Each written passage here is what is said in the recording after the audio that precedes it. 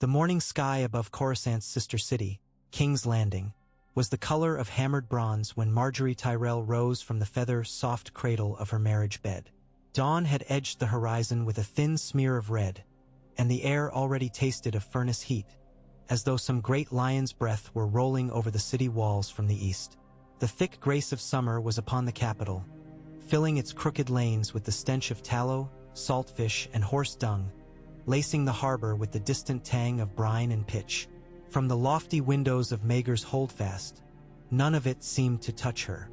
Here, breezes still remembered the sea, and the lush tapestries draped over stone kept the rising swelter at bay. Somewhere below, the bells of the Great September told the hour of first prayer, solemn strokes that reverberated through ancient mortar like the heartbeats of the city itself. She moved in silence, careful not to stir the boy king who slumbered beside her, limbs flung wide and trusting. Tommen's freckled cheek was pressed against a pillow embroidered with gold roses, her own sigil stitched in by the Tyrell seamstresses just 2 moons ago. He murmured, dreaming of kittens or lemon cakes, no doubt, soft lips curving in innocent contentment. The sight carved an ache beneath her ribs, a shard of tenderness, yes, but sharpened too by purpose. Everything about him was innocence. His pale lashes, the faintest dusting of peach fuzz at his jaw, the way he clutched his lion-stuffed toy as though it alone guarded him from the dark shapes of childhood fears. His purity was a mantle she wore as ardently as the circlet upon her brow. It cloaked her assent, softened her ambition, lent grace to the ruthless Tyrell bloom within. He will be pure in death as he is in life. The thought came unbidden, steady, startlingly calm. She felt no panic at its arrival, no rush of heat in her veins, only a curious stillness, as though the notion had always existed somewhere in her blood, waiting for a moment to surface. It spread its roots in the fertile soil of grief for her brother Loras, half dead in a cell beneath the sept, and in the soot-black ruin of every young girl trampled beneath Cersei Lannister's iron-heeled ambition. The thought found water in the cracks of her memories. The night Cersei smiled at her as they drank Hippocras in the Solar, promising friendship in the same honeyed voice that once promised Robert his heirs would live long and prosper. They had not. Robert's children, her children, were bones now. Cersei's promises were tombs. Margaery closed her eyes and allowed herself a single measured breath. Jasmine incense drifted from a silver brazier on the mantel. The sweet scent tangled briefly with the salt of the sea wind and the faint must of chamber pot cleaned stone. She let those mingled scents tether her to the present. Then, gracefully as a cat sliding from a sun-hazed sill, she pushed back the coverlet and rose. The hush of soft feet padding across Myrish carpets was swallowed by the higher hush of chambers layered upon chambers. Wives' wings, guardsmen's corridors, council suites, each muffling the sound of intrigue's best left unvoiced. Candle stubs guttered in crystal sconces, sending fractured halos across floor tiles of pale Dornish marble. But Margaery did not reach for them. She knew these rooms blindfolded now. Moonlight enough streamed through arrow slits to guide her past carved wardrobes and lacquered chests, past a heavy mahogany writing desk cluttered with rolled parchments bearing the wax seals of Old Town and Highgarden alike. Her own seal waited unseen in her mind's pocket, ready to close upon history when the hour arrived. Outside on the balcony, the wind lifted the damp ends of her loose braid and set the silks of her night shift whispering. She stood at the balustrade and watched gulls wool over Blackwater Bay, bright specks against a sea like burnished steel. To the southwest sprawled the reach-green banners of the ships her father had gifted the crown after last harvest. Galleons named for flowers and virtues, Golden Rose, Summerchild, Bright Mercy. They gleamed at anchor, their oar-holes shuddered like the eyes of war-horses kept docile by sugar cubes. Soon she thought she might need those eyes wide and savage. But not yet. A knock at the inner doors echoed once and ceased. The secret cadence she herself had taught to her grandmother's most trusted maid. Margaery lifted a single finger to her lips, though none but shadows witnessed. Then she turned, floating through curtains of pale linen to draw back the bolt. Lady Olenna's unseen emissary slipped inside. A willowy girl of 9 and 10 called Lelia, who had served as cupbearer in Highgarden's feasting hall before the Dragon Queen burned it. Margaery felt a pang cracking through her memory, sudden as a jar dropped upon stone. The scent of freshly cut lemons at long table, the echoing laughter of Loras recounting tourney victories, the gilded evening sun slanting through trellised vines. All ash now. Even Highgarden's proud orchards lay fallow, their fruit charred black upon blackened branches. Blood and dragons took them. Blood and dragons would return them.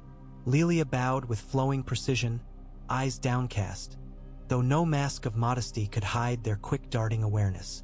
The tilt of her chin bespoke loyalty to gardeners older than any lion's reign. "My queen," she whispered, voice no louder than the flutter of a moth's wing. "Grandmother bids me bring word." Margaery inclined her head. "Speak. The seeds you requested have been procured. They may be sown whenever you command." A small thrill curled through Margaery's stomach, crystalline and bright. Seeds. A simple word, blank upon its face. But seeds begot roots. Roots broke stone.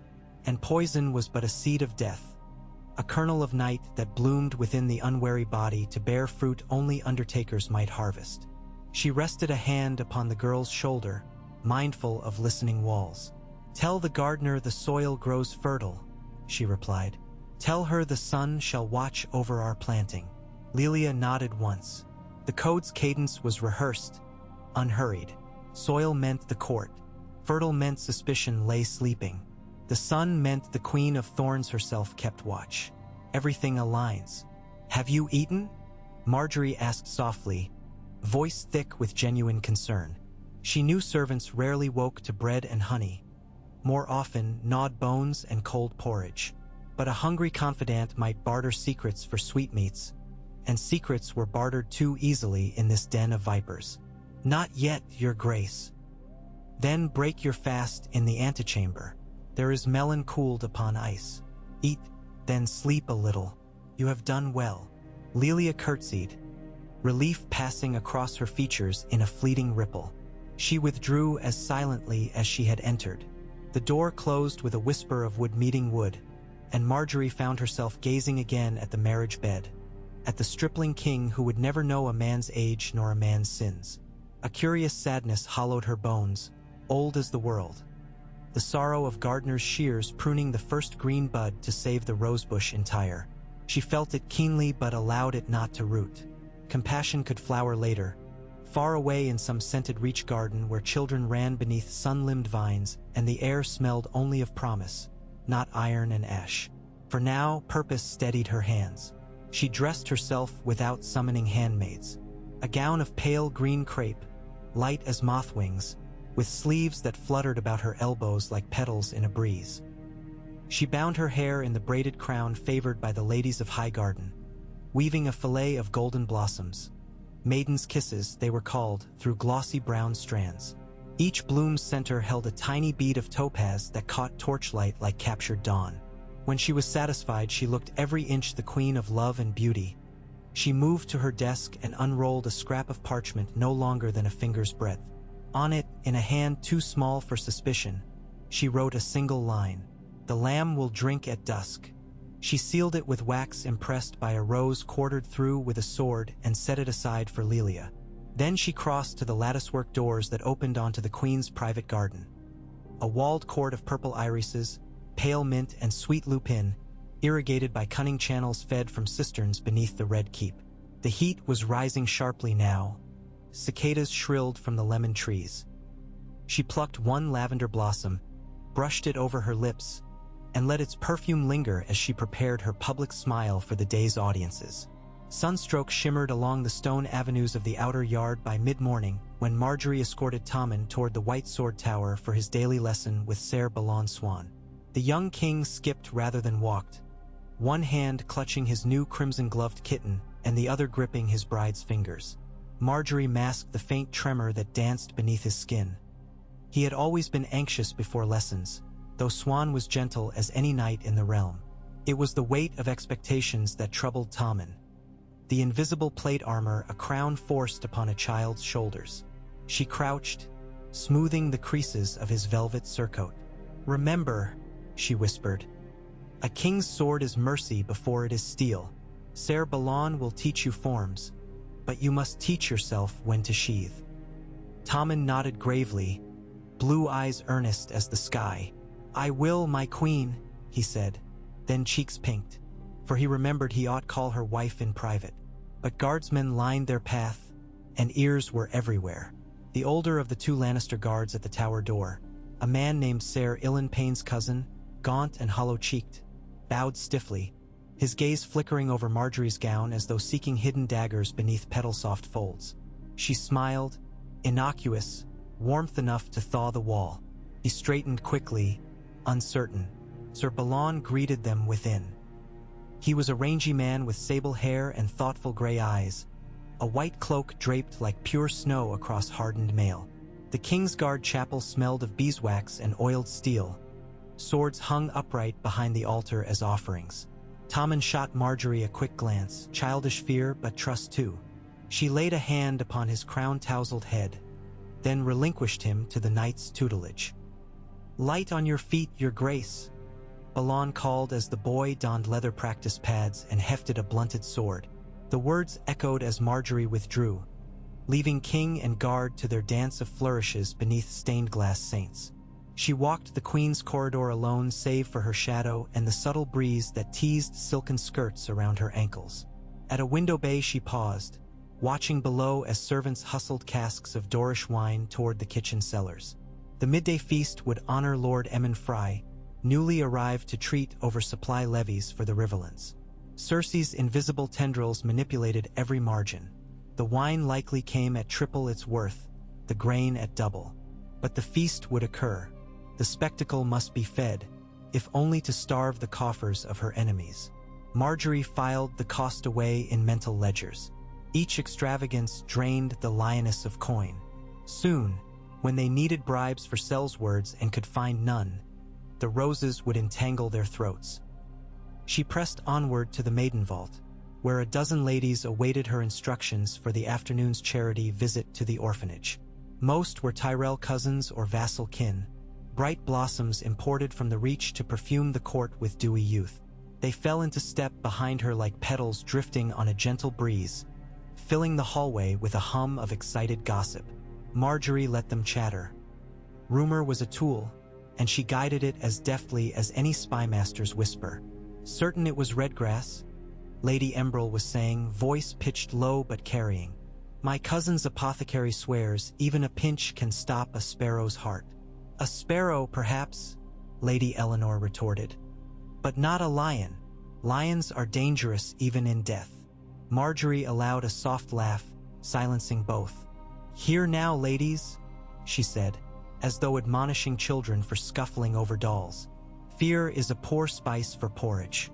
We will speak no more of lions nor sparrows, only of roses and peace." Yet she marked the seed of dread taking root among them. Redgrass.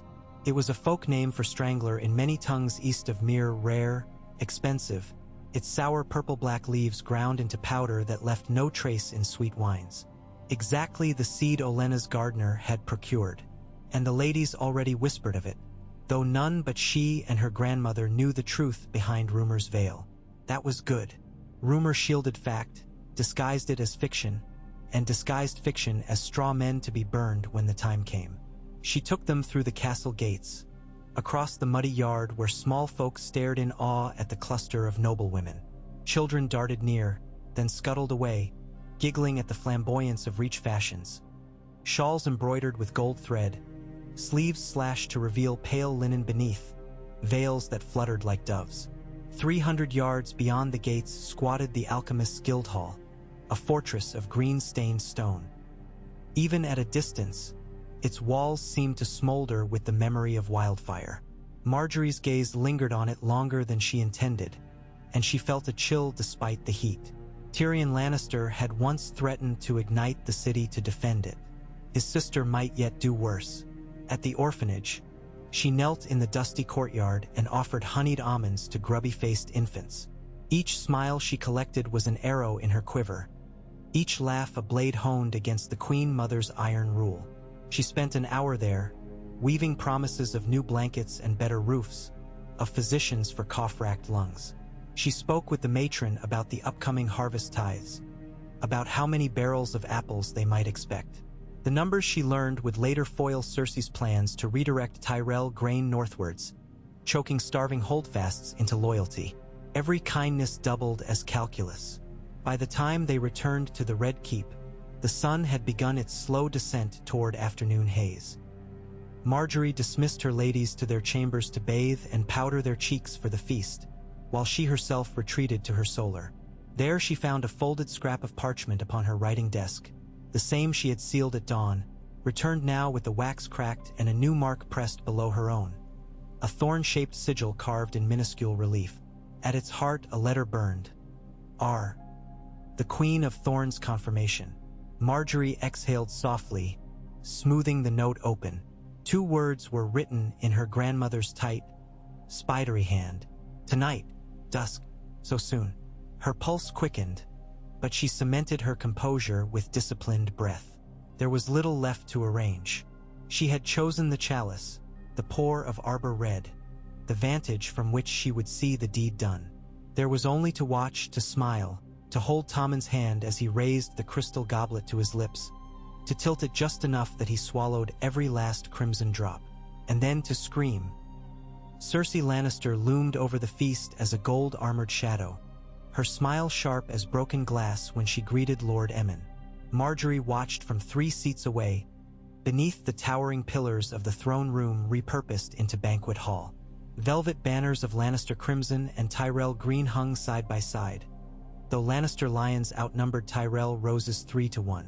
Harpists played near the dais, their strings plucking a plangent song of old Valyria, and the scents of clove-poached pears and roast quail mingled thick with wine fumes and sweat.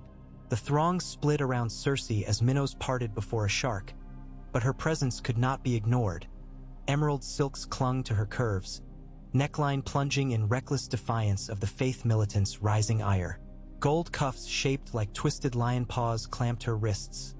Each time she lifted a goblet, the claws bit light from the chandeliers. Tommen sat between them, his cheeks flushed with pleasure at the grandeur, his laughter ringing bright as silver bells. He adored grand dinners. There were songs, mimes, sugared figs shaped like dragons. Margaery leaned close, brushing an errant curl from his forehead. "Remember to sip slowly," she murmured, voice maternal. "Too much wine will dull your wits for the joust demonstration tomorrow." He nodded, lifting his goblet with solemnly puckered lips. Not yet, she thought. Wait until dusk. The narrow windows had begun to darken, the sun's last rays caressing the trellis iron lattice like fingers withdrawing from stolen fruit. Breath quickening, she signaled a page, who slipped away toward the servant's door. Cersei's gaze cut across the table, coal-bright, suspicious. She had seen the motion. Margaery's answering smile was sunlit and serene. She broke bread, dipping it into honey-spiced lamprey stew, and offered the bite to Tommen. He accepted with childish eagerness, heedless of subtle war across the table. Margaery noted the tremble of Cersei's hand as she lifted her own cup, noted how wine sloshed against gold-rimmed crystal, perhaps more than wine inside, if rumor of her nightly vices spoke true. A drunk queen mother could not marshal all her wits. Good. A hush fell as the Tyrell minstrels stepped forward, lutes in hand, to play the Rose of the Red Wine Straits. Margaery let her eyelids flutter half-closed, swaying gently, but her eyes never strayed far from the Boy King's goblet, from the liquid inside, dark as garnet beneath the chandelier's blaze. The poison waited there, dissolved into invisibility, sweetened by honey spiced with cloves so Tommen would taste nothing amiss. Strangler took no prisoners. The throat would seize, the face flush purple with bursting veins. But there were slower poisons, the tears of Lys, the basilisk's blood, the pale venom of the Gostevernite lily. She had chosen something gentler, something that would lull rather than convulse. He would drift into sleep at first, a faint dizziness. His heart would slow, then cease. There would be no foam upon the lips, no bulging eyes, only peace, and after only chaos. Tommen raised the cup. A page, her page, refilled it before it touched his mouth, tipping in exactly 3 careful ounces from a silver ewer. Margaery's pulse hammered, each beat a drum beneath her breast. Wait, wait. The minstrel's song shifted to a melancholy refrain. The page withdrew. Cersei leaned forward, a tremor of suspicion tightening her jaw. "Sweetling," she purred, resting 2 manicured fingers upon the stem of Tommen's goblet. "Perhaps water tonight. Your cheeks are aflame. We would not want our little king swooning before his sermon tomorrow." Margaery's heart lurched. She found her voice cool as pearl. "Your Grace," she said, and the title rolled on her tongue like a shard of ice. "Our good maesters assure me a boy's digestion is best tempered by a gentle draught of wine at supper. It steadies the humors." "I am his mother," Cersei snapped, quiet yet sharp enough to slice air. "My authority outranks any maester's quills." She pried the goblet from Tommen's hands. The light caught its side. Red wine glittered inside like fresh-drawn blood. The boy's lower lip trembled. "Mother," he whispered, "I am nearly a man grown." "A man," Cersei echoed. "Yes, you will be. And you'll drink as men drink when you're strong enough to bear it." Margaery's racing thoughts snapped into savage focus. If Cersei set the goblet aside, a cupbearer might remove it, might sip to sample, might die before paeans ended. Worse, the wine might be tasted by the Queen Mother herself. Poison spilled across the wrong tongue would ruin every seed sown, and suspicion would fall squarely upon the Tyrells. She must salvage it now, without haste, without panic. She rose gracefully, cloth whispering against stone hall floor. "A compromise, perhaps," she suggested, voice projecting gentle reason. "Allow me to dilute the wine. Half a cup, mixed with cooled water from the Isles. A mild cordial rather than a potation." Cersei's gaze glinted, weighing. Around them, conversation resumed in cautious bursts. Courtiers turned faces toward platters of roasted swan, pretending not to listen though every ear strained. The Queen Mother enjoyed victories public. She might allow this concession if only to display magnanimity. At last she dipped her chin. "Very well. Half a cup." Margaery exhaled unseen. She beckoned the page once more, instructing him to fetch chilled water. The cup returned, orbed with dew beads. Only half remained wine, the other half water, but poison diluted still killed, albeit slowly. Its whisper would become a caress, then a lullaby, and slower death might serve even better. Time for Cersei to thrash in impotence, to suspect every shadow too late. Tommen sipped, cheeks dimpling in relief. He drank again, swallow slower, and set the goblet down with childish bravado, as though conquering some high pass. He reached for a sugared plum, ate it. The hall's torches flickered. Night had come. Margaery resumed her seat, smoothing her skirts over trembling knees. The vines of ambition wound tighter, thorns pressing blood-red stakes beneath her calm veneer. She forced breath deep, steady, matching the gentle strums of the lute. Any moment now, Tommen's lids would droop. He might sway to one side like a young tree cut from its root, might slump onto her shoulder. She would feign motherly alarm, call for maesters, call for help. But she must not scream too soon. She must let the hush of horror fall like an iron portcullis. Timing would be everything. She glanced at Cersei. The Queen Mother's eyes were on the goblet still, narrowing, sensing some hidden current she could not name. Her knuckles whitened around the stem, and then, unthinking as any viper striking at rustling brush, she lifted the cup to her own lips. One quick swallow, a second. Margaery's heart froze. Cersei set the goblet down, sneer softening into surprise at its half-water dilution. "Thin as river broth," she muttered. "Really, child? You must learn a proper vintage." She nudged the cup back toward Tommen. "Drink. It is safer than any Dornish red your father's allies send." Tommen obeyed, small tongue worrying at his lower lip as he wondered whether he were in trouble or no. He raised the chalice with both hands and drained it to the dregs. Inside Margaery, every nerve screamed. Her plan had doubled. Now 2 hearts drank doom. Yet perhaps fate had sharpened her blade. Poisoning Tommen alone risked suspicion on the Tyrells, But if Cersei died as well, as swiftly or swifter, the court would swirl in panic devoid of direction. The Lannister line would be severed at trunk and branch. The realm might blame Dornish assassins, or sparrows, or even Tyrion's ghost. In that chaos, the Reach could bloom as steward and savior both. A silver bell chimed thrice. The feast servers swept in with almond-crusted swans, their necks arched, beaks gilded. Margaery scarcely tasted the sweetness of roasted flesh. She watched Tommen's lashes flutter, saw him rub at his brow.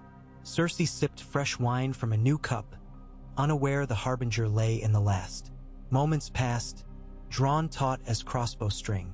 A juggler's troupe entered, flipping knives above silken hats. Nobles applauded, then Tommen swayed. Cersei noticed first, maternal instinct bright and sharp. "Tommen?" she murmured, though she would call him my lion cub behind closed doors. She placed a hand on his back. He lolled toward her, eyes glassy, lips parted. The second tremor followed within breaths. Cersei's own pulse skipping, her face paling beneath rouge. Maester Pycelle, seated lower down the table, rose at once, beard trembling. Conversation fell to shards. Margaery clasped Tommen's hand, injecting fear in her voice, but measured, not frantic. "Your Grace? Tommen? Speak to me." The boy's answer was a wet sigh. He slumped forward, forehead knocking the table. A cherry rolled from his plate, bounced twice, left a smear of red like spattered blood. Cersei pushed back her chair with a violent scrape. She tried to rise, but vertigo caught her. She grasped the table edge, knuckles whitening. Wine sloshed over the rim of her cup, staining her sleeve. "Maester," she croaked. "My son." Her throat seized. She coughed once, twice, each convulsion racking her slender frame. The hall erupted into shouts. Lords leapt to their feet. Knights drew swords against phantoms. Pycelle hobbled forward, dwarfed by white-mantled guards converging to shield the king. Cersei collapsed to her knees, clutching at the skirts of Margaery's gown, eyes wide with terror and revelation. "You," she rasped, though voice already frayed. Margaery looked down upon her, tears brimming. Tears dredged from the well of genuine emotion, for the spectacle, for the people, for history. "My queen, hold fast," she whispered, loud enough for those nearest to hear. "Help her," she cried, directing anguish at a half-dozen retainers. She knelt, cradling Tommen's limp form as though he were her own swaddled babe. But no remedy could unmake what bloomed in their veins now. The pale venom of the Gostevernite lily unfurled like moon-petaled flowers, slow but inexorable, caressing hearts into stillness.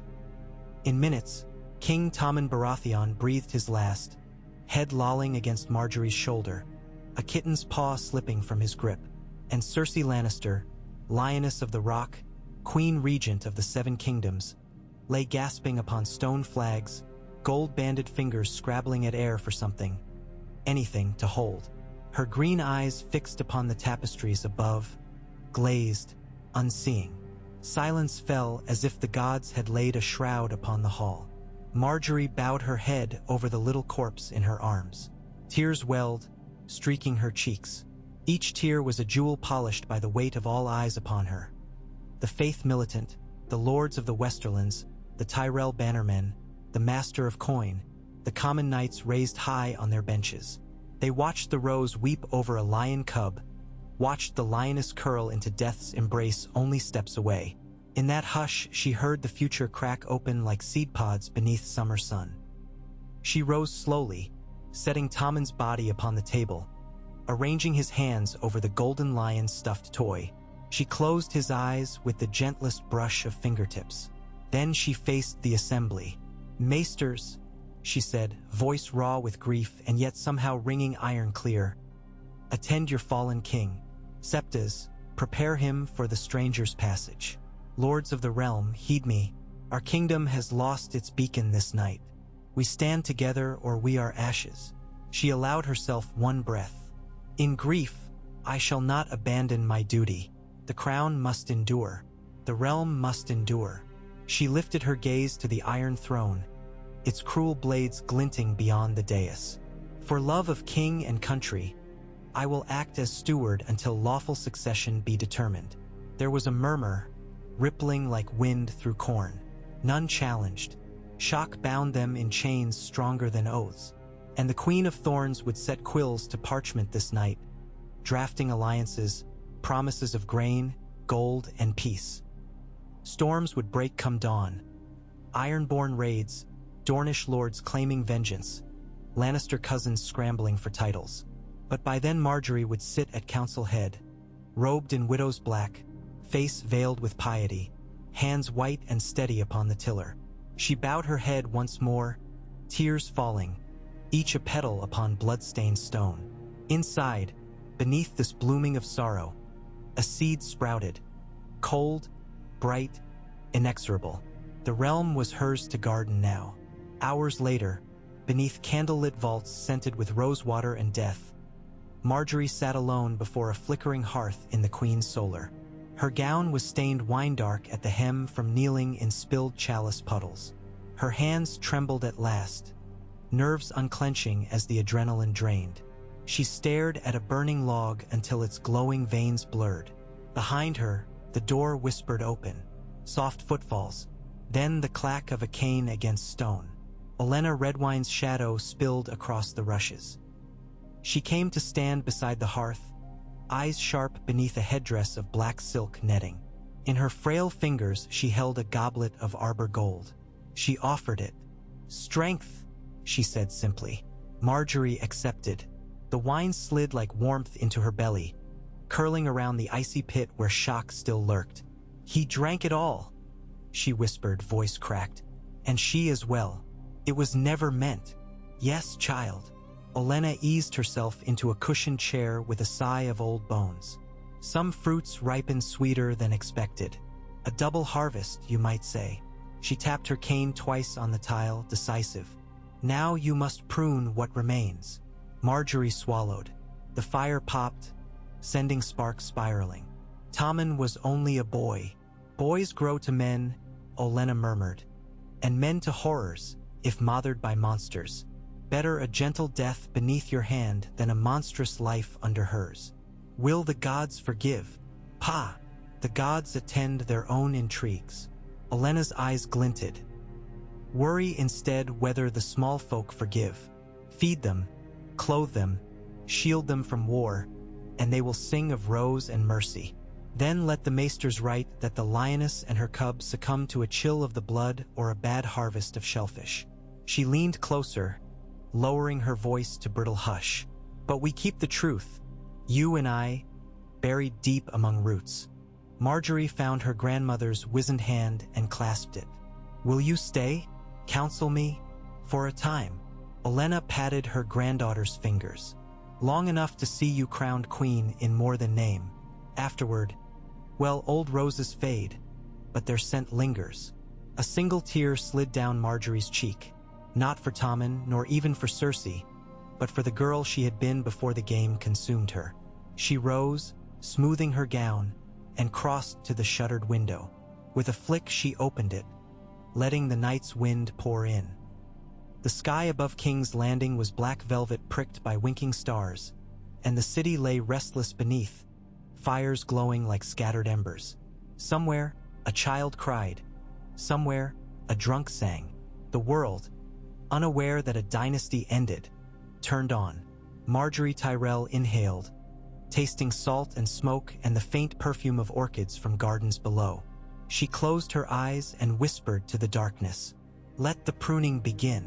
Dawn lay hours away, yet already ravens stirred at the rookery spires. One sleek black bird bore a strip of parchment sealed with a thorn-pressed rose and a single letter R. It beat its wings north toward Old Town to Ser Garland of the Redwines. Another flew east to Bravos to Tycho Nestoris. One south to Sunspear, where a young sand snake trained with whip and fury. Words flew faster than armies. And words were seeds too, seeds of rebellion or reconciliation, depending on the soil. In the bedchamber once shared with an innocent boy king, Margaery stood over the empty mattress. A servant had borne Tommen's body to the Silent Sisters' hall. The kitten, ownerless, slept curled on a pillow still faintly warm. She lifted it gently, stroking soft fur. Purred, oblivious. "Sleep, sweet thing," she murmured. "Dream of gardens." She placed the kitten in a wicker basket beside the hearth, where it would find comfort in embers' glow. Then she turned to her desk. Ink gleamed midnight blue in its well. Quill ends waited, sharpened. Margaery seated herself, dipped pen to ink, and began to write letters of condolence, decrees of mourning, edicts of stability. Each stroke of her hand shaped tomorrow's dawn. When at last she paused, flamelight playing upon her face, the candle stubs had melted to puddles. She set the quill aside and flexed stiff fingers. Somewhere behind her, the sky lightened to gray. Outside, cocks crowed. The city would wake to black banners draped over gates, to tolling bells, to cries of grief both real and feigned. Yet beneath that mourning would thrum a different pulse, a new order rooting. Margaery rose, moving to the tall mirror by the wardrobe. She gazed at her reflection. Hair unbound, gown wrinkled, eyes ringed with shadow, and still the rose within her bloomed. Not soft pink, but deepest crimson, petals edged with midnight. A queen in widow's garb, yet sovereign in her own right. She lifted a comb and drew it through tangled waves, one slow stroke after another, until each strand gleamed. With steady hands she pinned the braid crown once more, weaving maiden's kisses into the fresh coil. At her throat she clasped a simple torque of reach gold. Then, shoulders square, she stepped into the corridor to meet the dawn. The bells of the great September tolled from sunrise until the heat of day pressed the echoes flat against the city's red-tiled roofs. Each measured peal hung in the morning air like a bronze pendulum muffled in grave's oil, and every man, woman, and child within the walls of King's Landing felt the vibrations in their bones. Traders laid out fewer wares. Fishmongers wrapped their barrels of herring in rough spun and knelt in prayer. The ragpickers on Rhaenys' hill clutched one another as though the sound itself might sweep them off the slope and dash them against the streets below. From the loftiest minaret of the dragon pit to the deepest oubliette beneath the red keep, the day smelled of ash and tallow and the restless fear that so often follows sudden death. Within Maegor's holdfast, the queen's antechamber had been transformed into a shrine of black velvet and white roses.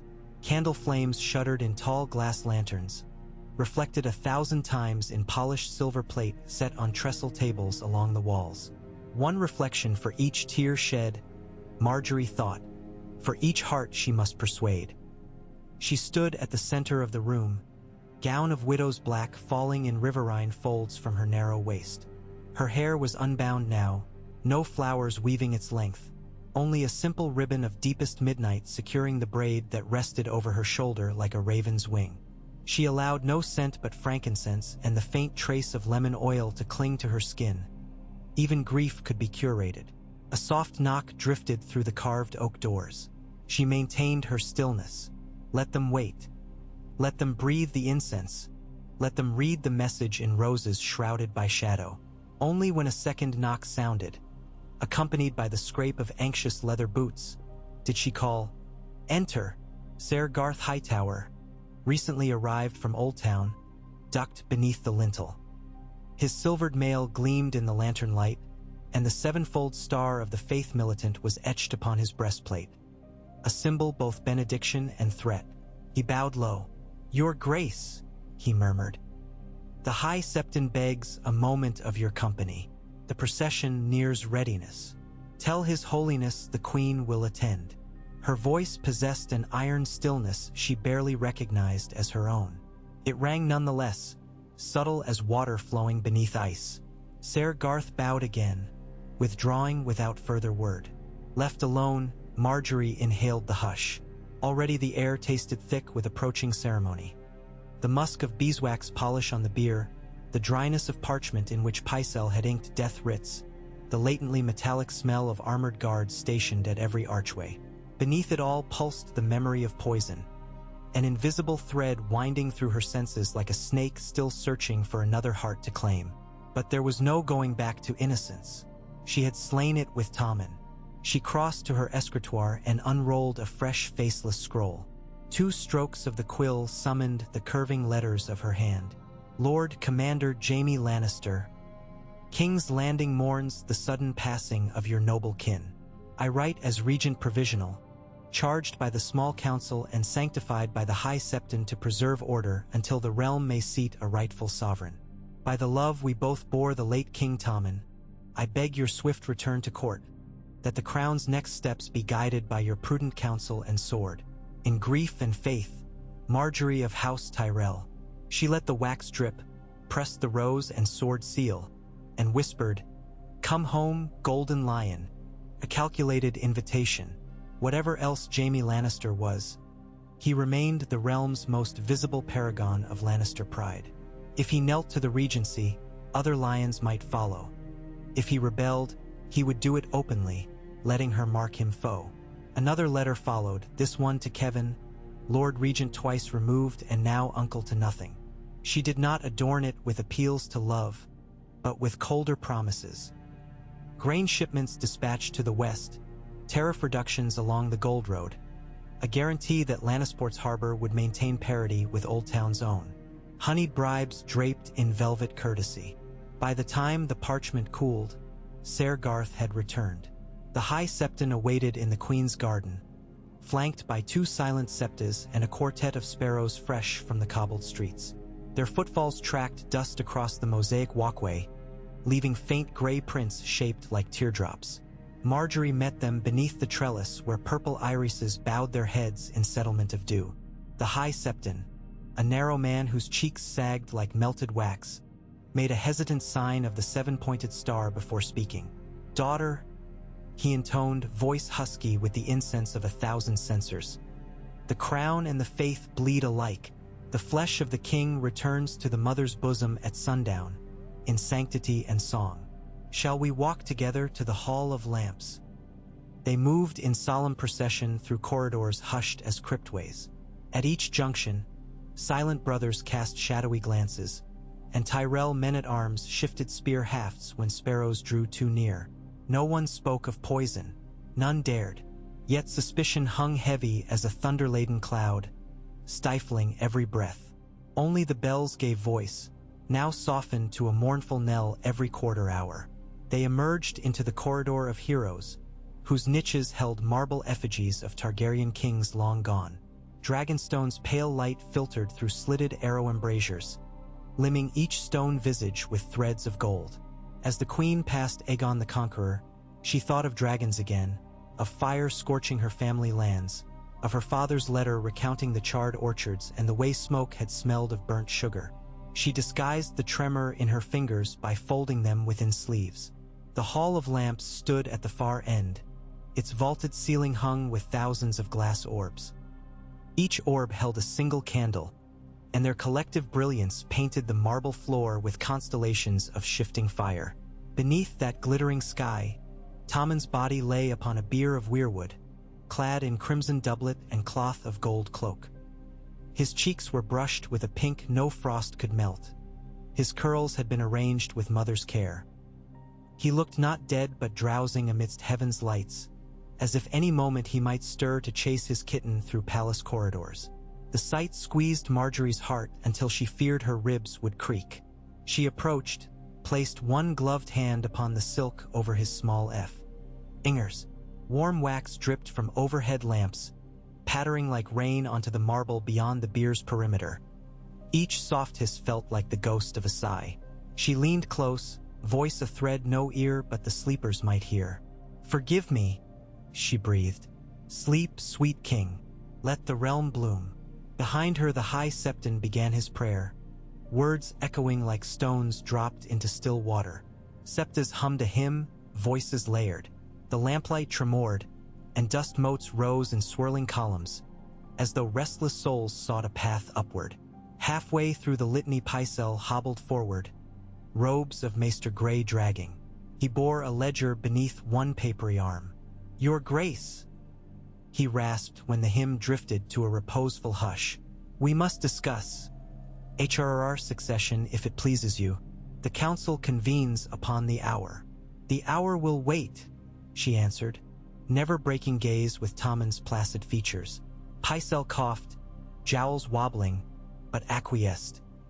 When he retreated, a chill draft swirled in his wake, and one lamp guttered almost to darkness before flaring back with renewed brightness. The prayer ended at last. Septas drew away, lifting their veils to wipe damp cheeks. Sparrows bowed low. The high septon murmured, "When you are prepared, daughter, we shall convey him to the September for vigil." She nodded. "Grant me but a moment longer."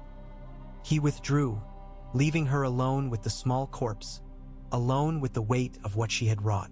She did not weep. Tears would come later when they served. Now she studied Tommen's stillness like a map of futures.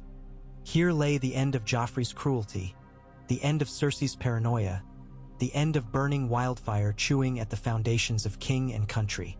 Here also lay questions she could not yet answer. Who would claim the crown? How many swords would cross to seize it?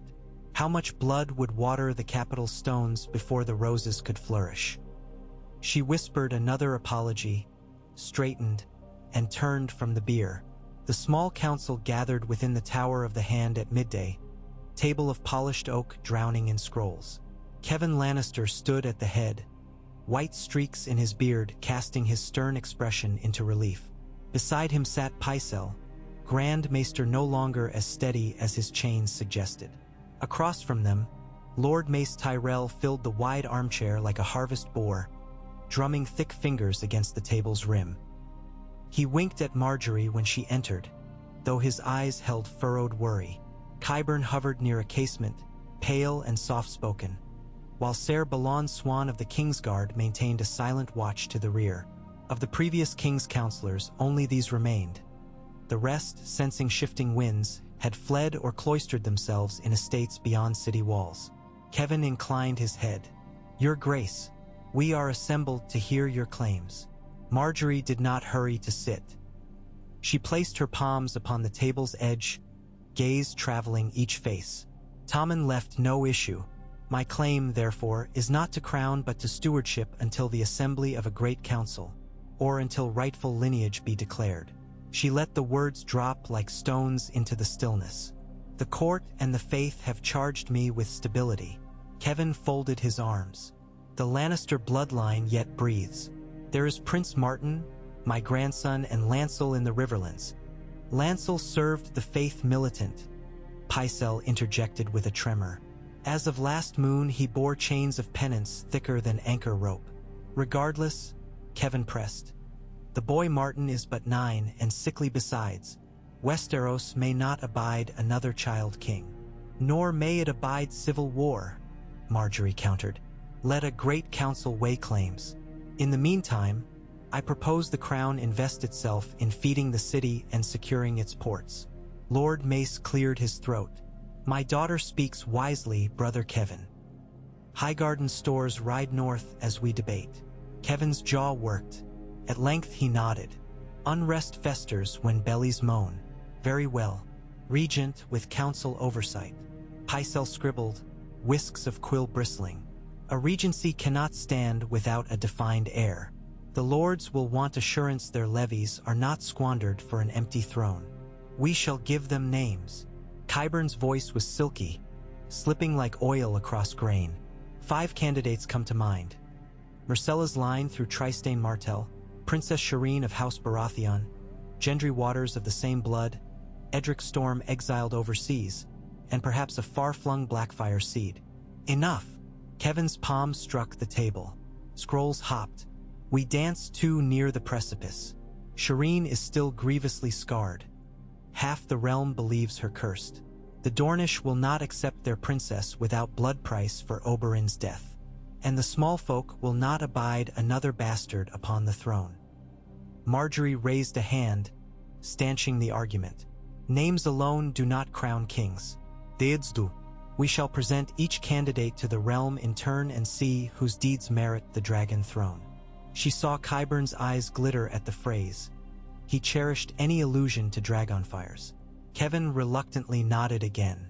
"Then our tasks are clear. Provision the capital, court the realm's favor, and keep the peace until a council of lords can convene." She seated herself at last, crossing slender ankles. "I will see to the granaries. Lord Mace will coordinate shipments. Ser Balon stationed trusted men along the storm gate to discourage Selsward intrigues. Each man bowed or murmured assent. Papers rustled, wax seals snapped, and within half an hour the first edicts of Regent Margaery Tyrell quilled their way into record. When the session adjourned, Kevin lingered. He approached her where she stood by the hearth, firelight haloing the black of her gown. "If I may speak plainly," he began, "always. My sister believed herself lion and queen together. That pride devoured her. I see cunning in you, not pride. But cunning can prove hungrier." She studied the flecks of ash glowing on the hearth coals. "I will do what the realm requires." Kevin sighed. "See that you do, or even roses will bleed." By afternoon, black banners drooped from every tower. The streets swarmed with rumor. A Dornish blade had pierced the boy king's heart. A Braavosi alchemist slipped into the red keep on the High Septon's coin. The stranger himself walked the halls, seeking vengeance for wildfire spilled upon river and bay. In Flea Bottom, guttural whispers grew that the queen had killed her husband and mother-in-law to seat a reach tyrant. Elsewhere, small folk hailed the deaths as divine justice, hurling rotten rushes at Cersei's black-draped catafalque as it traveled under guard toward the Great September. Margaery watched from a latticed window as the procession crawled up Visenya's hill. She noted each thrown fruit, each jeering cry, and weighed them like coppers upon a scale. The Queen Mother's legacy staining itself even in death. Good. The more despised Cersei became, the less anyone would look for her own hand guiding the poison. A faint knock stirred the hush of her solar. Ser Loras's squire, young Heward, who still wore Tyrell green despite the faith's indictment, entered with a folded missive. His eyes shone with unshed tears when he bowed. "From the Tower of the Hand, your grace." Came by Raven from Oldtown. She broke the seal, smoothed the parchment. Randall Tarley's clipped script marched across. 6,000 foot to march in 12 days. Provision lines trace Rose Road. Expect holdout brigands near Bitterbridge. Dispatch local levies. Reach remains loyal. Await further orders. Margaery allowed herself a ghost of a smile.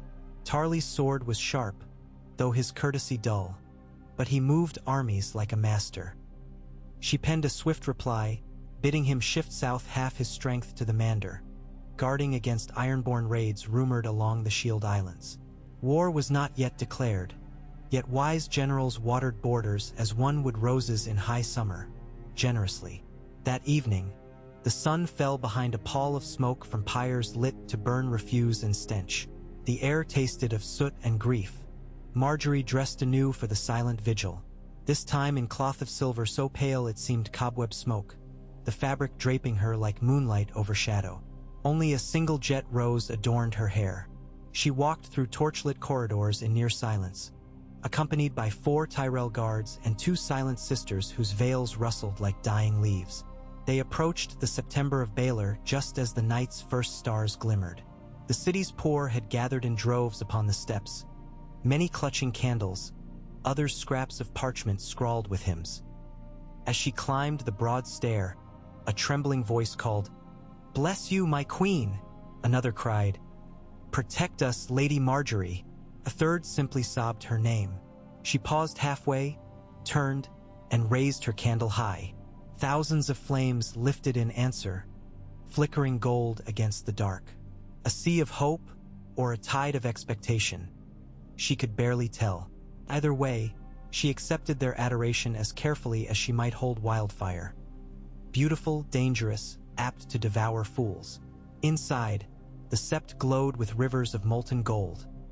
Candles, chandeliers, altars decked with cloth of gold. The bier sat before the mother's altar, Tommen's crown resting upon a satin pillow at his feet. Nearby, Cersei lay on a separate bier, her limbs arranged, though her face was veiled to hide the discoloration that even Septon potions could not quell. The two bodies made a strange tableau, innocence and iron passion side by side, both equally still. The High Septon intoned the Seven's vigil prayers. As he spoke, Margaery drifted to the space between the biers. She knelt, pressed her palm to the motherstone of the altar. She felt cool marble, felt tremors in her blood, but no god voice thundered. Only her own heartbeat answered, steady as a drum. She prayed nonetheless, words shaped to seem humble yet woven with resolve. Mother, cradle the good in gentle arms. Father, judge me fair. Warrior, lend me steel. Smith, forge the realm anew. Crone, guide me through these shadows. Maiden, guard my honor. Stranger, keep your distance until the garden blooms. When she rose, she saw tears trickling through the high septon's beard. She saw lords of crownlands and reach alike bow heads, heard sniffles from knights famed for cruelty. Her prayer had become performance, her performance power. Night deepened to black velvet pricked by frost stars. Within the red keep, torches guttered low, but Margaery could not rest. She returned to the queen's garden, lantern in hand, and paced among the beds of mint and marigold. Crickets sang. Somewhere, a breeze rattled wrought iron gates. She halted beside a fountain whose water caught moonlight in trembling diamonds. The reflection staring back at her wore a widow's silver and a crownless brow.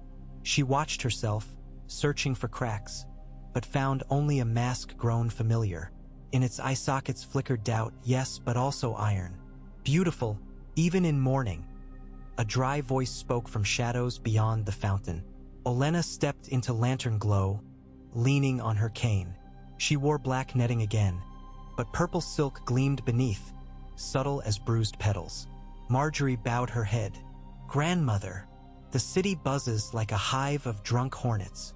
Olenna eyed the moonlit path. Rumor has it you slew the king with a kiss and his mother with your tears. Margaery exhaled.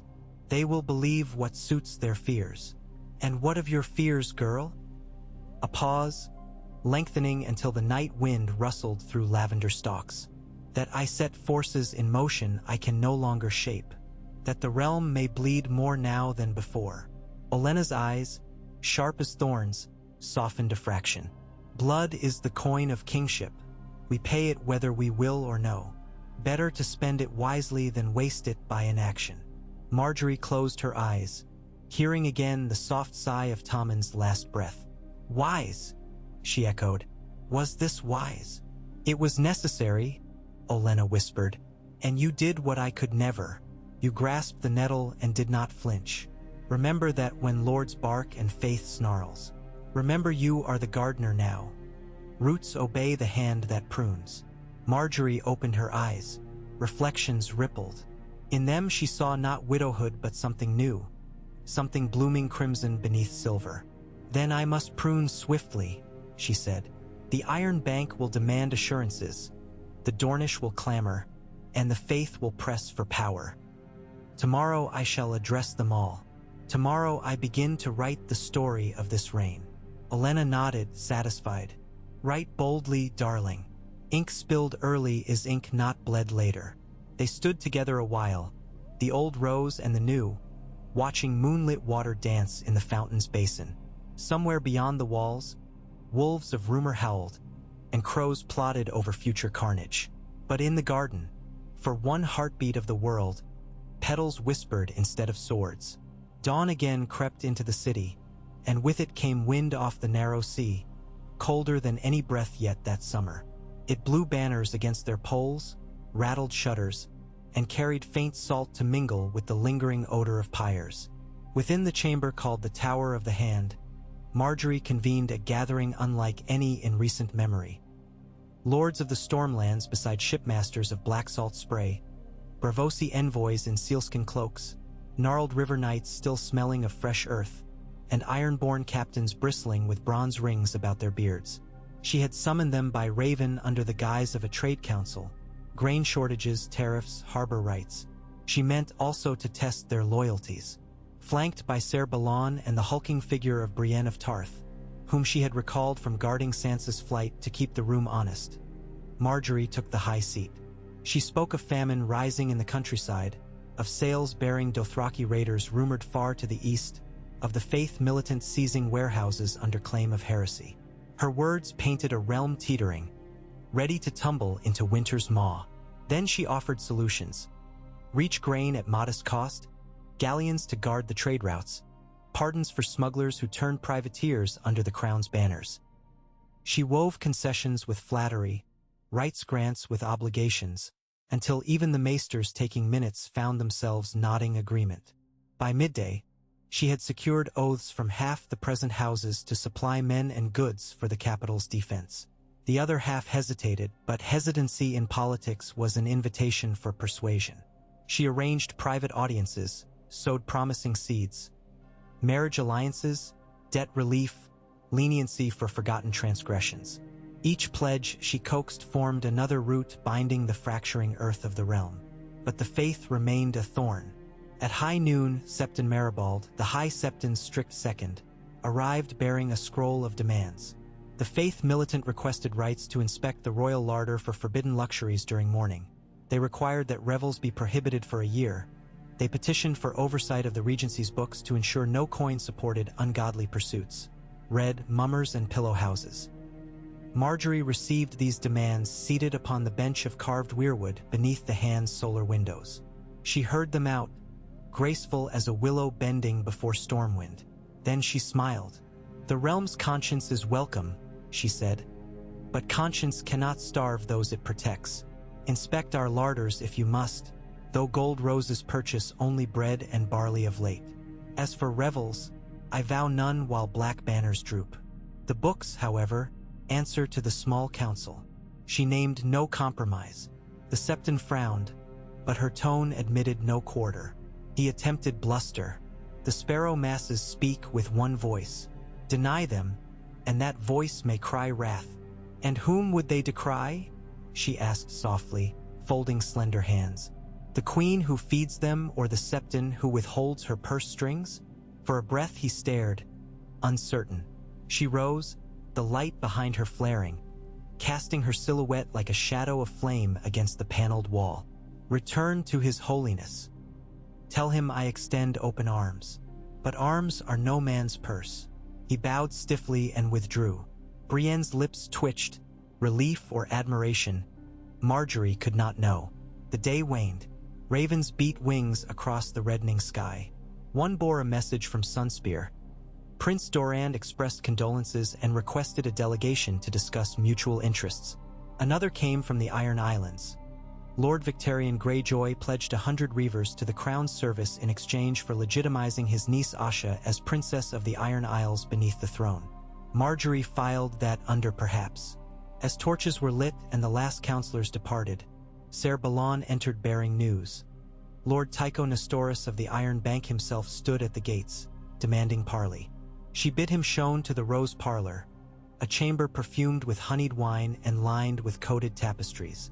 When Tycho arrived, short, bearded, robe of heavy purple lined with miniver, she greeted him with a kiss of air beside each cheek in Braavosi fashion. He wasted no time. "The crown's debt exceeds 8 million golden dragons. With both young king and his mother deceased, surety is uncertain." "Uncertainty fertilizes opportunity," she replied, gesturing to a silver decanter. "Braavos thrives on risk. Let us mitigate it." She laid before him her plan. The Reach would front grain shipments at cost, shrinking crown expenses. Lannisport would be granted lenient tax codes, spurring trade that in turn refilled coffers. The Iron Bank would extend new credit lines at reduced rates contingent upon the Regency's timely interest payments. Tycho listened, fingertips steepled. He questioned, probed, testing for weakness. She parried with figures compiled by Maester Gorman of Highgarden, accurate, credible. When at last he drained his cup, he sighed through black mustache and said, "I see you play Cyvasse, your grace. Braavos likes a bold opening." "And love's a profitable end," she returned. He inclined his head. "We shall draft terms." Victory tasted of honey-iced wine. That night, hours before the ghosts of dawn returned, Margaery dismissed her guards. Alone again, she sat at her desk and penned letters until her quill hand cramped. To Stannis's widow, if ever one could name her that, offering sanctuary in exchange for loyalty. To Edmure Tully at Riverrun, promising release from crown capture. To Gendry, rumored forging iron at Dragonstone under the Red Woman's distant gaze, inviting audience and recognition. She wrote and sealed and cooled wax on dozens of missives, each like a chess piece moving across the unseen board of Westerosi politics. In candle glow, the ink gleamed wet, dark as poisoned wine. She found herself staring at a droplet suspended on the quill's nib, remembering the moment Cersei had lifted the cup to her lips. The droplet quivered, fell, splattered upon parchment, a tiny starburst of black. She set the quill down, massaged temples, and allowed weariness to seep into her marrow. A rustle sounded at the window. Wind or wings? She turned. A raven perched on the sill, silhouetted against moon silver. Its eyes were pinpricks of obsidian as it tilted its head. A message tube glinted at its leg, but no crest. She rose and unbound the slip. The parchment within bore only 4 words, scrawled in cramped, hasty script. Queen's blood buys winter. No signature. No seal. Only dread. The raven croaked once, flapped into the dark. She read the phrase again. Queen's blood buys winter. A threat? Prophecy? Northman's lore claim. Ed King's blood could awaken others, waken old magics. The note chilled her more than night air. She burned it in the candle's flame, watched edges curl into glowing snakes. Sleep came fitful and shattered with visions. Snow smothering roses, iron crowns shattering under pale blue eyes, Tommen's small hand slipping through her fingers into darkness. She woke before dawn drenched in sweat, heart thrumming like a runaway drum. Another day begins, she told herself. Another step toward the throne or toward ruin. Morning council brought new upheaval. Qyburn stood before her with unsettling calm. Your Grace, our spies confirm rumors. Daenerys Targaryen's fleet sets sail from Meereen. Dragons soar at its vanguard. The chamber stilled. Pycelle's eyes bulged. Kevin swore beneath his breath. Margaery felt a strange, almost nostalgic pang. Dragons again, as at Highgarden's dying. She squared her shoulders. How many ships? Some 800, we believe. Unsullied legion behind them. And 3 dragons, grown near to the size of Balerion at his young prime. Lord Mace muttered a prayer to the Father. Kevin muttered one to none. Margaery's mind raced.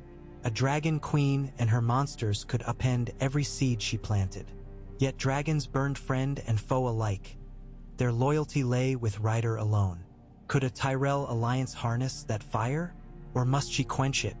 Summon the lords again, she ordered, voice steeled. We prepare for more than councils now. But first she needed knowledge. She dispatched ravens to Dorne, to Old Town where the Citadel's lorekeepers might recall ancient tactics for dragon defense, to the last hearth where wildlings whispered of glass blade and obsidian arrow. She penned one letter to Daenerys herself, couched in careful courtesy. Condolences on the realm's losses, offers of open ports, a wish to meet in parley before swords crossed. Honey again drizzled on steel. Before the ravens flew, another arrived. Jaime's acceptance of Regent's summons. He rode hard from Riverrun, due in 3 days. A lion returning to the den. 3 days later, the gates of the city thundered open beneath banners of red and gold. Jaime Lannister entered at dawn, armor dusty from travel, one gloved hand resting on the pommel of Widow's Wail. He rode straight to Maegor's Holdfast, dismounted before the Queen's guard, and demanded audience with the regent. Margaery awaited him in the throne room, iron throne looming behind like a bristling beast of blackened blades. She chose this stage deliberately. Under its shadow he might recall how the realm devoured the proud. She wore green and silver this day, a promise of life beyond death. Roses pinned at her throat perfumed the air between them. Jaime strode forward, boots echoing. His golden hair was longer now, tied back. His face bore lines of grief and road dust. He knelt without flourish. "Rise, Ser Jaime," she said. He did, and his green eyes met hers, haunted. "Is it true?" he asked. "Poison. The maesters cannot name the cause," she answered with measured sorrow. "The gods took them swift and silent." His gaze flinched, pain or disbelief. "My sister trusted no cup but her own. If poison stole her, it was cunning indeed. The kingdom mourns." She gestured to the empty throne. and begs your guidance. For a heartbeat, he looked at the blades, at memories carved into iron. I have worn titles, Kingslayer, Oathbreaker. Guidance is a tall cloak to don. Perhaps, she said softly, but a necessary one. He exhaled, set one hand upon the golden lion buckle at his hip. Then let us begin. Tell me of fleets and dragons and faith militant zealots. They walked the length of the hall, voices low but firm, forging an unlikely triad. Rose and lion and sword. Each step rang with possibility and peril alike. Spring storms rolled in that afternoon, clouds bruised purple and slate. Thunder cracked above as Margaery stood upon the battlements, cloak snapping in rain-whipped wind. Beside her, Brienne raised a hand to steady the flag's standard. Below, waves hammered the black stone pilings of the quay where trade ships huddled. She watched lightning fork over the bay, illuminating the city's jagged skyline. In that stark glare, the bells glimmered wet like tears on granite cheeks.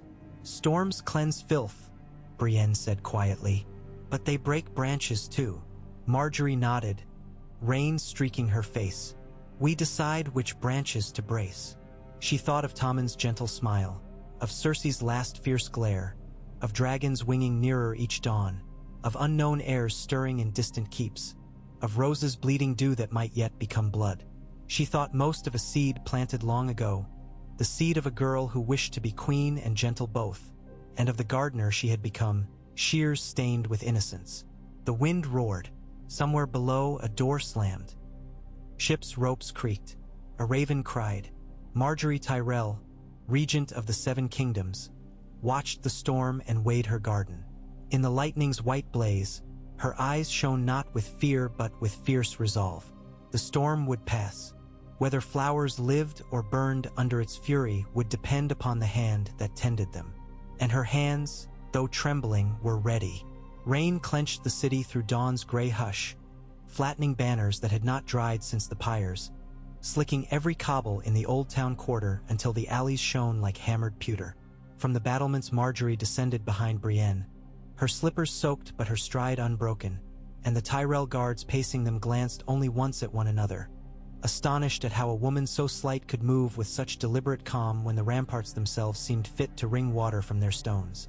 Inside the Yard of the Moon, named so for its circular curtain wall and the white marble flagstones that gleamed even in stormlight, practice still rang. The clang of sword to shield reverberated under awnings, stripling squires thrusting at straw while veterans corrected footing in murmurs. Jaime Lannister stood at the heart of that clangor, gold hand gloved in boiled leather and his living hand wrapped about the grip of Widow's Wail. Every swing parted the damp air with a keen that cut through drizzle and through doubt alike. He sparred not against a green boy but against the tall, black-eyed Ser Andre Charlton, whom Qyburn had quietly recommended as one of the few remaining Lannister men neither plotting nor praying. Blow followed blow until sweat mingled with rain upon hair and brow, and Jaime leaned into every parry as though each clang sounded across a grave too shallow for regrets.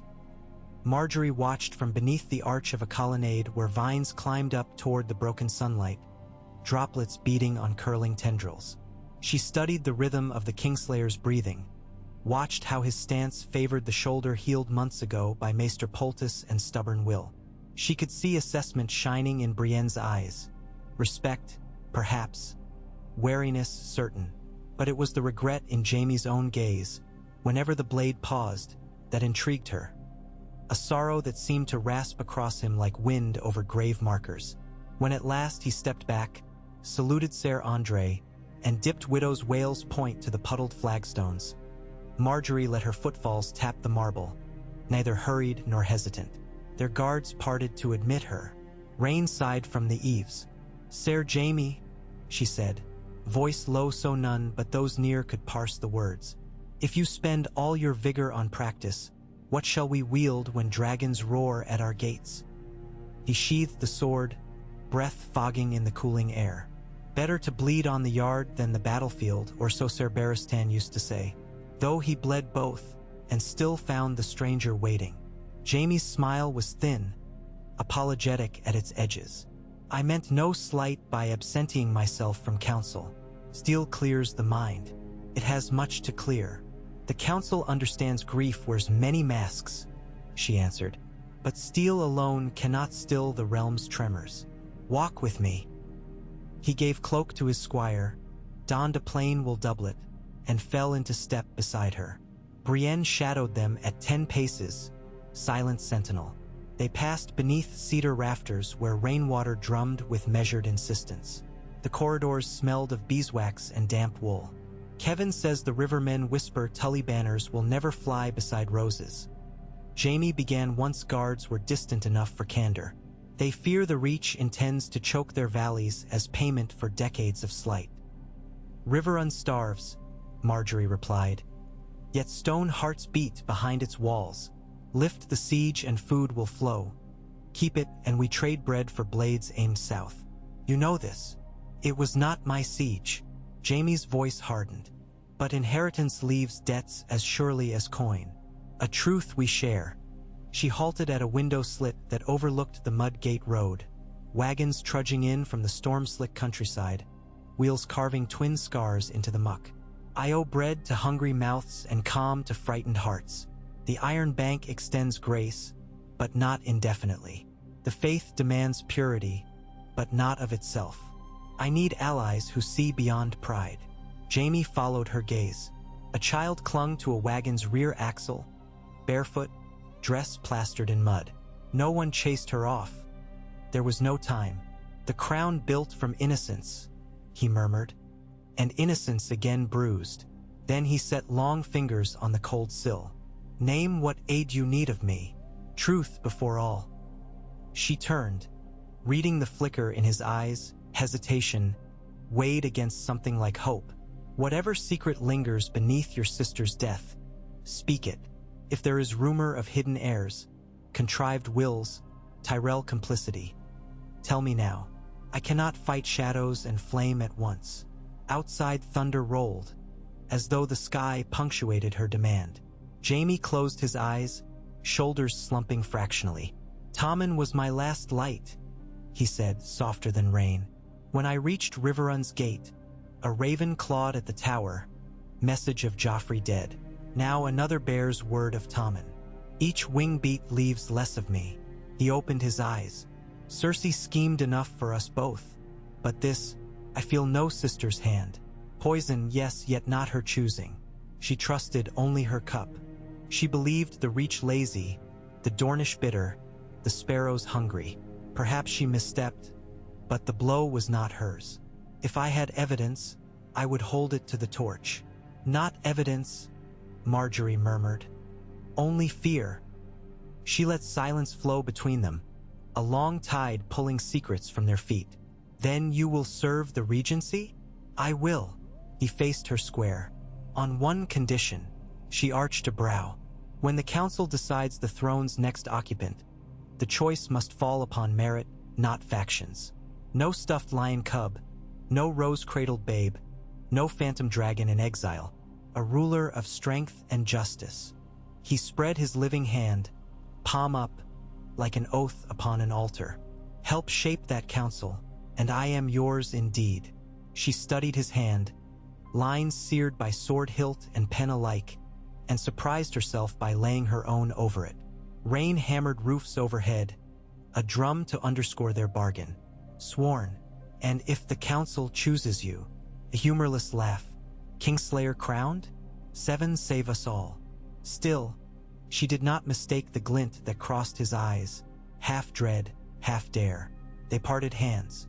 Before conversation could bud again, Qyburn appeared at the hall's far end, robes whispering.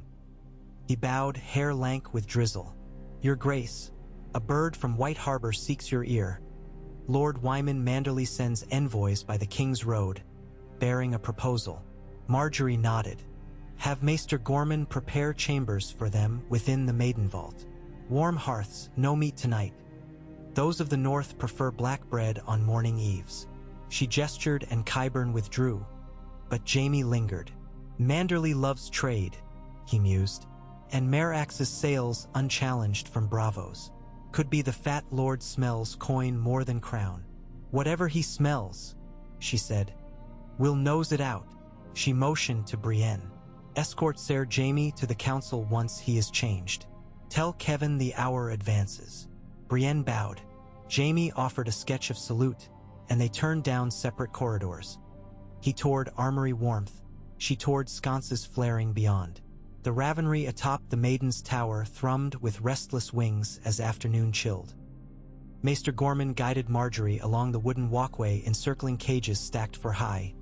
Each iron door clattered as birds shifted, oil-black eyes tracking their passage. Scrolls lay in coops across the chamber, seals of dark wax glimmering like beetle carapaces. Gorman selected a cage nearest the slit bay where wind sliced in. "Bird from Sun Spear," he murmured. Arrived before dawn but shaken from storm. He passed her the brittle parchment. The seal bore a blazing sun pierced by a spear. She cracked it, reading Tyene Sand's curved hand. "Sister NYM has seized Planky Town. Banners raised for vengeance. Prince Doran struggles to leash spears. Will the rose cultivate the viper or prune?" Margaery sucked a breath. Dorn on brink, dragons sailing. She rolled the parchment, slid it into silk sleeve. "Prepare answer. The regent invites a Dornish embassy under truce. Grant them quarter in the manse across the Street of Sisters. Any Southron hiss may speak but not strike." Gorman scribbled marks on a noteboard. Overhead, a raven fluttered close, brushing her cheek with feathered wingtip before flinging itself back into gloom. She caught a faint copper smell on air. Blood in the pinion perhaps, or something older, metal weathering. Leaving the tower, she nearly collided with Olenna's maid Lilia, breathless, cheeks flushed. "My lady," the girl gasped. "Your grandmother asks for you in the Weeping Garden. She says the lemons droop." A code. Lemons signaled secret parley. Droop meant spies abroad. Margaery dismissed attendants and followed Lilia down spiraling steps into a courtyard seldom trod by servants. There, stone benches crouched under withered lemon trees stunted by the city's salty air. Rain speckled the leaves. Drops beaded like tears, thus its name. Olenna leaned on her cane beneath the largest bough, shawl pulled tight. "City's seething, darling," she croaked without preamble. Sparrows feather every corner, Dornish snakes hiss at the door, Ironborn circle the stepstones. And did you know half the gold cloaks still answer to a certain paymaster in Casterly Rock? Margaery folded arms against chill. "Kevin denies it, says the cloaks swear only to coin. Coin minted with a lion's skull." Olenna clicked tongue. "Jaime's presence buys trust for now, but trust rents by the day. Better we purchase loyalty the old way. Families joined, secrets shared." Margaery's eyes narrowed. "Marriage? One word can quell 100 swords." Olenna looked up, rain dripping off the brim of her shawl's cowl. "Settle the throne on a match none dare contest. A union of lion and rose, regent and kingslayer. Widow weds her brother by law, realm gasps, then swallows. Children unify claims. Cersei's shade would strangle us all. Cersei rots." Her voice was flint. "Dead women clutch no daggers." Margaery stared at the cracked tiles. Marriage to Jaime. Incest rumors already swirl, but rumor could be steered. A union might pacify Western lords, preserve Reach alliances, block Dornish rancor. Yet the faith. She closed her eyes, imagining Septon Maribald's outrage. 7 forbid. She lifted her gaze to Olenna's. "Too bold for now. The hallways still catch whispers of poison. I marry the Kingslayer and tongues proclaim guilt proven." "Perhaps," Olenna allowed. "But think on it. Politics is the art of carving in rotting wood. You carve today or maggots feed tomorrow." They parted as bells struck Compline. The clang rang hollow within Margaery's skull long after she climbed the stairs to her solar. Lamps awaited her there, oil of myrtle and rosemary smoking in crystal bowls, a subtle scent to steady wits. She seated herself before the map table where chalk lines traced fleets, supply routes, muster points. The narrow sea teemed with carved ships of ebony and ivory. The Rose Road twined green beads for grain caravans. The Iron Islands were a rash of pewter krakens raising tentacles. She moved one ship icon 3 inches, representing Tarly's escort. Another she nudged closer to Blackwater's mouth, marking Lannister's coastal skirmishers. Each piece carried lives unwitting of her hand's design. She pondered. Thunder mumbled overhead. The storm abated yet left a hush like breath held in the world's throat. In that hush a servant tapped. "Your Grace," he murmured. A request from the White Sword Tower. Ser Jaime begs a moment before council. "Show him." Moments later he entered, cleansed of sweat, hair damp from recent wash. He paused near the threshold, as if mindful this was once Cersei's domain. She gestured to a chair. "I have tidings from the North Road Outriders," he said. "A column 300 strong approaches, banners of flayed man and stag quartered. Stannis's widow," she murmured, "escorted by Bolton remnants, or masked Sellswords." He eased onto the chair's edge. "Their vanguard claims safe passage under the king's banner. Which king, they do not declare." She rested fingertips on the map. "Send riders to meet them beyond the gatehouse, 2 leagues out. Offer ferried crossing at Mudgate, but keep them quartered outside the city until we weigh their loyalty." She tapped the stag symbol etched near Maidenpool. Jaime watched, eyes unreadable. "You move forces as though you'd spent years at war councils. Tending gardens teaches geometry. Roots beneath, branches above, water flows where slope allows. War is garden writ in blood." Silence turned companionable for a heartbeat, broken by the crackle of fire. Then he leaned forward. "Kevin insists we name an heir within Moon's Turn. Should we call the Great Council to Harrenhal or to the Dragon Pit?" "Harrenhal reeks of curse," she noted. "And the Dragon Pit stands half rebuilt since Aerys' pyromancers brought the ceiling down. But symbolism matters. Dragons return, Dragon Queen sails. Hold council beneath broken dragon bones. An omen none will mistake." His smile was a sharp ghost. "And if Daenerys claims seat by force rather than vote, then her fire must meet stone prepared." She looked into the flames dancing in the hearth. Maesters in Old Town hunt scrolls on scorpion ballistae, wildfire nets, bronze vaults the Valyrians once forged. "We build, we pray, or we parley before flames spark." Jaime rose. "The Hand's Tower awaits us." She nodded, standing. As they exited, torches guttered behind, throwing their elongated shadows across the map table. Rows and lions stretching until they touched the tiny wooden dragons poised offshore. That night, moon silver ghosted through cloud gaps, splashing corridors with pale pools.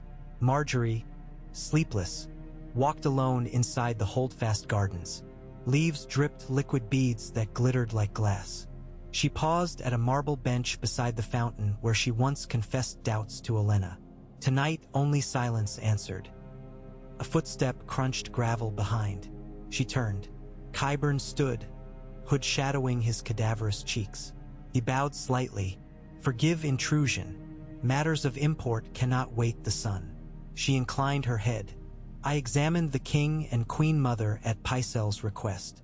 He is blind to certain sciences." Qyburn's voice carried neither apology nor pride, merely plain fact. "I found residues in the late queen's stomach, colorless but familiar to Volantine apothecaries. Powder from the root of the Gostevernite lily, rare, expensive. Yet I found a secondary agent as well, foxfire distillate, which slows pulse before stoppage. Mixed thus, it renders death akin to dream, painless.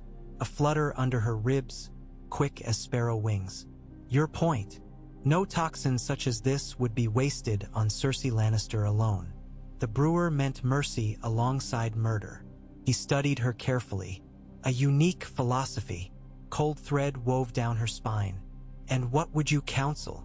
"Knowledge demands patronage. I offer discretion, for cause." He produced a small vial, glass swirling with opalescent dust. 2 doses remain. A gift for emergencies. Tyranny wears many faces. Better to guide its removal gently. She stared at the shimmering poison until torchlight fractured into brittle rainbows across it. The weight of choice throbbed between them. At length she extended a hand. The vial nestled against her palm, cool, shockingly light. "Our understanding is mutual," Qyburn said, withdrawing into shadow. Margaery closed fingers around the glass. Moonlight spilled atop the fountain, silver on black water like secrets cloaked by night. She slipped the vial into a hidden pocket and turned back toward the keep. 3 dawns later, the fleet of Daenerys Targaryen juddered past the Blackwater's mouth. Scouts perched on tower heights reported sails the color of aged bone and banners of violet dragon sigils curling in brisk sea wind. Above them wheeled 3 dragons, the largest black as moonless midnight, wings casting eclipses over the waves. Their roars reached the city as distant thunder yet shook windows in their frames. Margaery assembled council on the highest roof of the Red Keep, an unfinished viewing platform once meant for astronomy scholars. Brine stung the air. Lannister crimson, Tyrell green, Baratheon black and gold all drooped from makeshift poles. Jaime stood at her right, Kevan at her left, Olenna sitting because her bones complained of height. Behind them, knights of the Kingsguard arrayed like alabaster statues. Far below, fishing skiffs fled upriver, sails straining. In the anchorage, the royal fleet fumbled to form wedge line, horns brayed across water. But the Dragon Queen's armada did not turn toward the mouth. Instead, it glided southeast along the bay's outer curve, heading for open sea toward Duskendale's harbor. The dragons banked once, rings of shadow sweeping the city walls, then followed. A hush like prayer clung to the roof. Jaime exhaled. "Scouting pass," he muttered. "She holds caution." "Or confidence," Kevan returned. "She need not storm walls when fear storms minds." Margaery touched the stone parapet, rough beneath fingertips. "Signal the fleet to stand ready but not provoke. We'll send a raven in her wake. Invitation to treat at neutral ground." "What ground?" Olenna scoffed. "Anywhere we stand, we fertilize with corpses." "The Isle of Cedars," Margaery decided aloud. "Off Maiden Pool. Small, unfortified, half covered in lemon groves. The symbol of peace, not war." She shot Jaime a brief look, memory of Olenna's suggestion flickering. "And we shall bring honest voices, not cells word tongues." Kevan nodded, dispatching a page for parchment. When horns again pierced the salt air, Daenerys's fleet had slipped beyond headlands, dragons dwindling against Cloudbank. Yet smoke drifted behind, signals of war or of greeting. None could tell. By midday, city criers shouted. The Dragon Queen invites the realm to witness her claim at Dragonstone within the fortnight. Flyers posted at the September's doors bore seal of a 3-headed dragon wreathed in silver flame. Panic flared in markets. Prayers multiplied. The faith militant called fast for righteousness, while Sellswords sharpened blades in taverns. Rumor said the dragons were as large as Aegon's. Others said smaller, but their fire burned white. In the council chamber, Margaery ran a fingertip along a parchment bearing Daenerys's proclamation. Ink smelled of fresh sea salt. She looked at Jaime, Kevan, Qyburn, Pycelle, Lord Mace. "We attend," she told them. "Dragonstone may host flames, but we will temper them with reason." Pycelle wheezed. "My joints cannot abide sea voyages. Then remain. Compose treatises on precedents of shared rule. We may need them." Jaime leaned against the table, arms crossed. "Who sails with you?" "Those who weigh our chances." She pointed Jaime, Brienne, Kevan, Maester Gorman for counsel, 1 silent sister as emblem of mourning, 2 captains of the royal fleet, and, after brief hesitation, Qyburn, who knew poisons and their cures. Olenna would stay, weaving alliances in court. Lord Mace puffed at being excluded. "My ships bear the crown's grain. Remain to guard supply." Her tone ended discussion. Preparations consumed the day. Carracks readied, holds stocked with barrels of sweet water, rooms stripped of heraldry so as not to provoke the dragon banner. That night, Margaery visited the Silent Sisters' vigil chamber where Cersei's body lay sealed in lead casket bound for transport to the Rock. She stood before it, candle flickering in still air. "I sail to greet your fear come to life," she whispered. "Had you but nurtured peace, you might have met dragons yourself as queen." She bowed her head, Not in reverence but acceptance of rivalry ended. Turning away, she felt the vial at her side shift, glass ticking against bone. "Consider this," the click seemed to say. "Consider." In her apartments, she found Lelia bracing a traveling coffer. The maid's eyes gleamed with equal parts loyalty and dread. Margaery paused, laying a hand upon the girl's shoulder. "When I am gone, shadows may prowl. Stay close to grandmother. Speak only in code." Lelia nodded. "The sun shall watch over our planting." At dawn, the fleet cast off. Masts creaked under canvas stiff with fresh tar, gulls wheeled overhead, and the Blackwater estuary swallowed hulls one by one, bow cutting water black-green beneath a sky just waking rose. From the forecastle of the flagship Summerchild, Margaery watched the city shrink. Towers receding like candles snuffed in succor, the September's great dome dimming, the red keep becoming a splinter of iron upon a ridge of red stone. She allowed herself one breath of sea air untainted by ash. The deck shifted underfoot.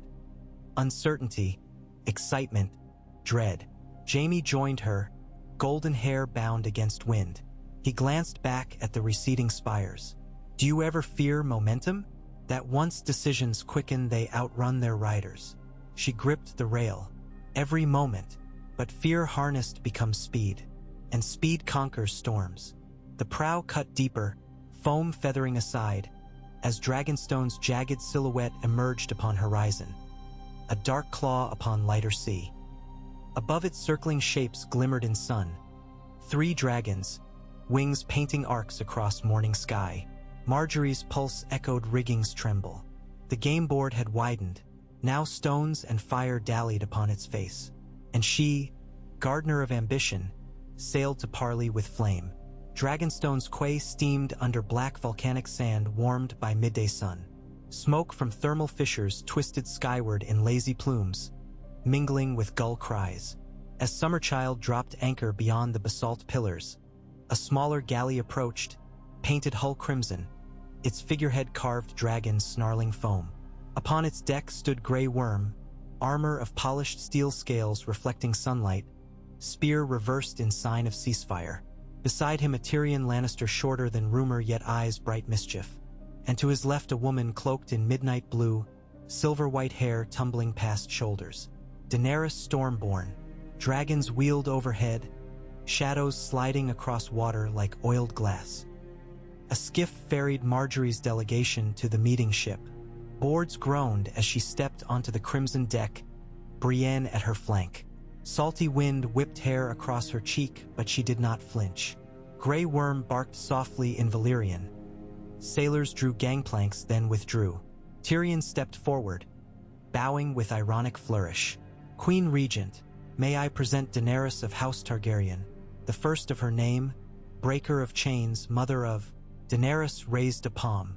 Titles taste stale at sea. Her violet eyes fixed on Margaery with unsettling calm. "We are 2 women who no thrones cost. Let us speak plain." Margaery inclined head just enough to honor but not submit. Plain words yield fertile ground. They moved to a low table shaded by awning. Silver cups of chilled persimmon wine waited. Dragons roared distantly, as though remarking on mortal custom. Jaime seated to Margaery's right, Grey Worm to Daenerys's left. Tyrion poured wine. Daenerys spoke first. "Your boy king's death grieves me, though I never met him. Innocence is rare." Her gaze sharpened. Yet innocence seldom rules. Westeros suffers storms of greed. "I would calm them." "The realm receives any calm," Margaery answered. "So long as calm does not scorch harvests." "A fair fear," Daenerys sipped. "But dragons burn only when commanded. I seek not ashes. I seek justice." Tyrion cleared throat, sliding a parchment across the table. Terms drafted. "Her Grace proposes a council of lords to crown her queen by bloodright, with Tyrell stewardship of Western granaries, Lannister stewardship of royal mints, faith militant reformed under crown oversight, and abolishment of the Iron Throne's practice of royal hostage." Jaime leaned forward. "And the small detail of 3 fire-breathing beasts roosting above King's Landing?" Tyrion opened palms. "Or above Dragonstone, if they prefer fish." Humor flickered. died. Margaery scanned the parchment. Each term held compromise yet weight. The realm still bleeds from rebellion. Another dragon dynasty may reopen wounds. Daenerys regarded her, or cauterized them. Fear of dragonfire united ancient kings. Fear can guard peace. Margaery felt the vial at her hip, Gostevernite Lily's dust. Fear wields loyalty poorly. It seeds treason. She folded parchment. Better roots of mutual gain. We offer grain, ports, coins. In return, you delay claim until Great Council convenes. Witness our process, win hearts. Seize throne by legal right, not sword. A gust billowed the awning. Daenerys's hair whipped like silver flame. She looked to her dragons circling. I have crossed half the world for that throne, and ruled none of it yet, Margaery said gently. Rule begins with patience. Silence pooled. Tyrion's brow furrowed, measuring. Daenerys at last nodded once. One moon's turn. I will attend Great Council. But know this, if Council twists law for lions or roses, dragons answer. Margaery met her gaze coolly. Then let the Council shape truth just. They each placed hand upon parchment, sign no ink yet, but intention. Tyrion slid a silver stylus across. Daenerys pressed tip, scrolled her name, Daenerys Targaryen. Margaery followed, Margaery of House Tyrell. Jaime added witness, Jaime of House Lannister.